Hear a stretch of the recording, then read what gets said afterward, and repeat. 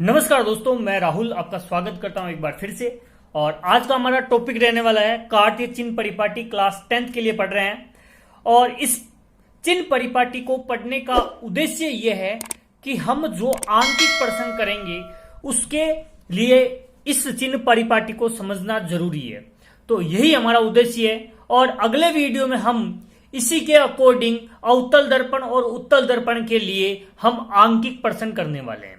तो इस टॉपिक को आपको समझना अनिवार्य है, अच्छे से समझना है और अच्छे से हम समझेंगे। ठीक है, अब स्टार्ट करते हैं इस वीडियो को। चिन्ह परिपाटी, कार्तीय चिन्ह परिपाटी को समझते हैं। पहला स्टार लगा के आप अपनी नोटबुक में लिखिए कि वस्तु सदैव बाईं तरफ रखी जाती है। बाईं तरफ रखी जाती है। पहला पॉइंट ये है, वस्तु सदैव बाईं तरफ रखी जाती है। अगला स्टार लगाइए, वस्तु की लंबवत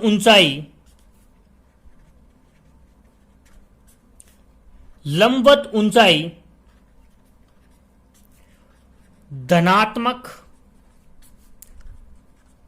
होती है।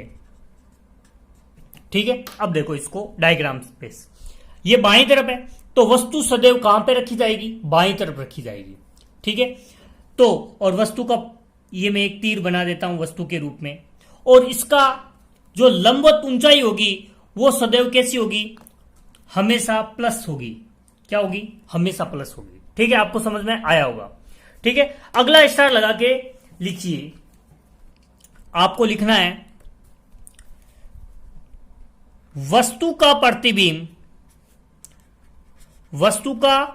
प्रतिबिंब यदि मुख्य अक्ष के नीचे की तरफ बनता है, नीचे की तरफ बनता है तो प्रतिबिंब की लंबवत ऊंचाई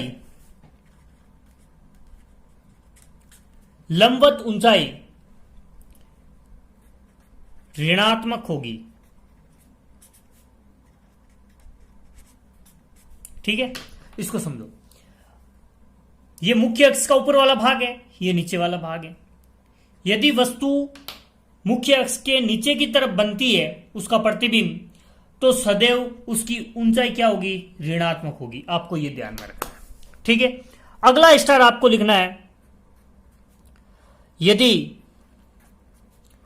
वस्तु का प्रतिबिंब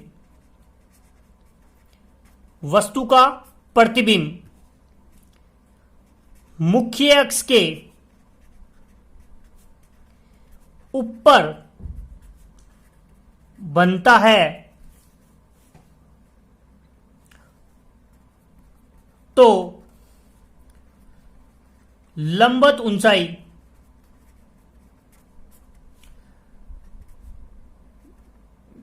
धनात्मक होगी।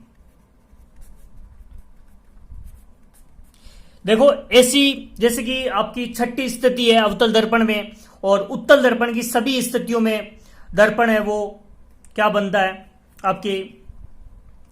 जैसे अवतल दर्पण की छठी स्थिति हमने जानी थी, वो दर्पण की क्या हो रही है? ऊपर की तरफ बन रही है। तो उसमें क्या होगा? अवतल दर्पण में उस स्थिति में प्रतिबिंब की ऊंचाई क्या होगी? धनात्मक होगी। ठीक है, इस चीज को हम आंकिक प्रश्नों में जानेंगे। अब इसका लंबवत रूप से ऊंचाई का हमने मामला क्लियर कर दिया। अब देखो बात आती है यू, एफ और वी की। इसको समझना, यू क्या होता है, वी क्या होता है, एफ क्या होता है? U, V, F. ठीक है, ये मैं लिख देता हूं अवतल दर्पण के लिए, और ये लिख देता हूं उत्तल दर्पण के लिए। ठीक है। और यहां हम स्टार लगा के अवतल और उत्तल की बात करेंगे। देखो, सबसे पहले u के बारे में जानेंगे, फिर v के बारे में, और अंत में हम जानेंगे f के बारे में। ठीक है, पहले u के बारे में जानते हैं। u क्या होता है? u होता है ध्रुव p व बिंब के बीच की दूरी। ध्रुव p, ये रहा आपका ध्रुव p, कोई प्रॉब्लम नहीं होनी चाहिए। p तथा इस बिंब के बीच की दूरी को क्या बोलते हैं? u बोलते हैं, या u से प्रदर्शित करते हैं। ठीक है, तो इसका मतलब यहां से लेकर और यहां तक की बीच की दूरी क्या कहलाएगी? u कहलाएगी। यह आपने समझा। अगली चीज हम जानेंगे v। ध्रुव p व प्रतिबिंब के बीच की दूरी, के बीच की दूरी कहने का अर्थ यह है, यह आपका प्रतिबिंब है, यहां से लेकर इस p के बीच की दूरी क्या कहलाएगी? v कहलाएगी। ये तो हमने इधर बनाया है, आप इधर भी बना के देख सकते हो। तो बिंब और u के बीच, बिंब और तथा ध्रुव के बीच की दूरी को u बोलते हैं, और ध्रुव तथा प्रतिबिंब के बीच की दूरी को क्या बोलते हैं? v बोलते हैं। f किसे बोलते हैं? ध्रुव p व फोकस के बीच की दूरी। यानी कि ये मान लो कि आपका f है, तो इस दोनों के बीच की दूरी को क्या बोलते हैं?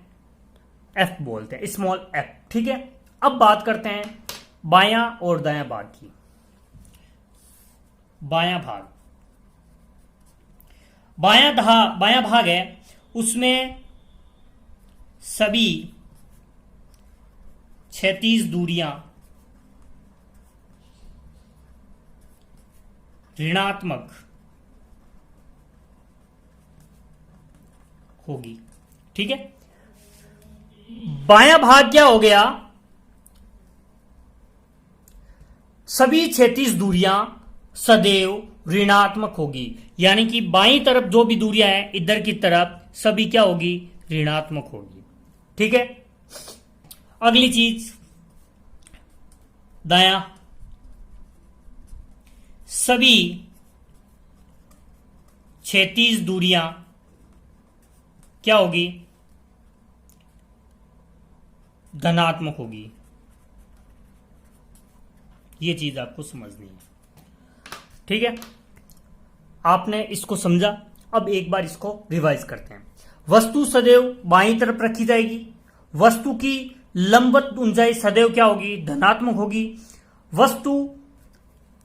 वस्तु का प्रतिबिंब यदि मुख्य अक्ष के नीचे की तरफ बनता है, वस्तु का प्रतिबिंब यदि मुख्य अक्ष के नीचे की तरफ बनता है तो प्रतिबिंब की ऊंचाई क्या होगी? ऋणात्मक होगी।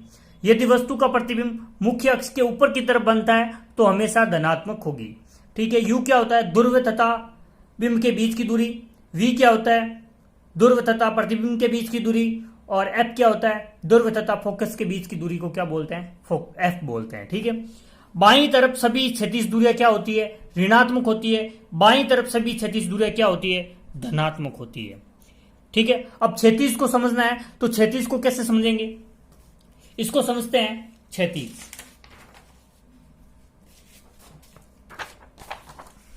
क्षैतिज को समझते हैं। क्षैतिज का अर्थ है इस तरह की सरल रेखीय दूरी। ठीक है, सरल रेखीय दूरी को बोलते हैं क्षैतिज। ठीक है, समझ में आया होगा।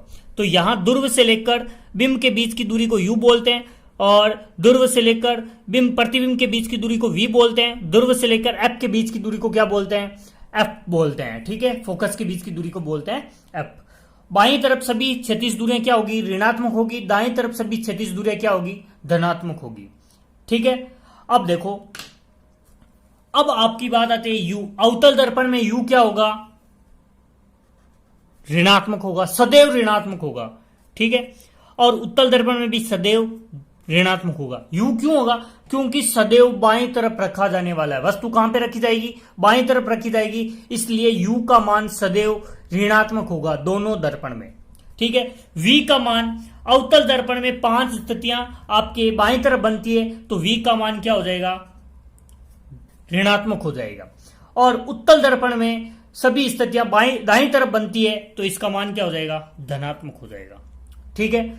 और F अवतल दर्पण में F कहां पे होता है, बाईं तरफ होता है, सॉरी बाईं तरफ होता है तो इसका मान क्या हो जाएगा, ऋणात्मक हो जाएगा।